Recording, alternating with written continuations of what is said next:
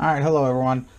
Do a quick review on the quick release and actually how to take it off. I was asked on Amazon how to take it off. So I'm going to put this on my YouTube and hopefully this works out for you. Excuse the office area, it's a little bit messy, but I have it on my helmet.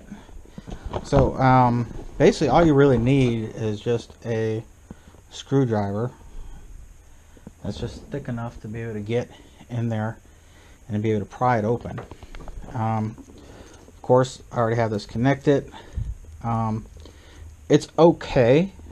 I personally did not like it because it was just a little bit too hard to be able to find this into here when the helmet is on. It's really hard. I don't know if I'm like bumping it or if I'm sitting like this across it a couple times, but it's really hard. It's not, really thick and easy to manipulate. And even with the pinch, it was a little bit difficult, I found, to be able to manipulate taking it on and off. But overall, it does its purpose. It locks in. There is no doubt about that. There's a lot of pressure right there, so no doubt it does lock in. A gentleman asked me how to remove it. He's been having problems, so here you go. Of course, pinch it off. Of course, there's the common sense part of it. And we're just going to go ahead and pop that through.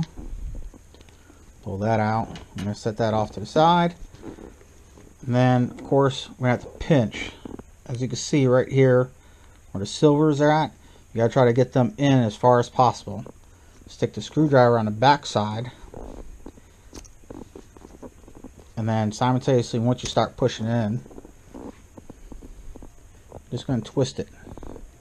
Once you twist it a little bit, you can push it forward. And then pop, it comes off.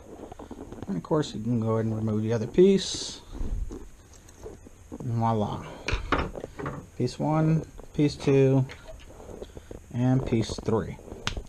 All removed right from the helmet. So, hope that helped you out. If you like it, go ahead and hit the button. And that is on the quick release buckle. Thank you very much. You have a great day.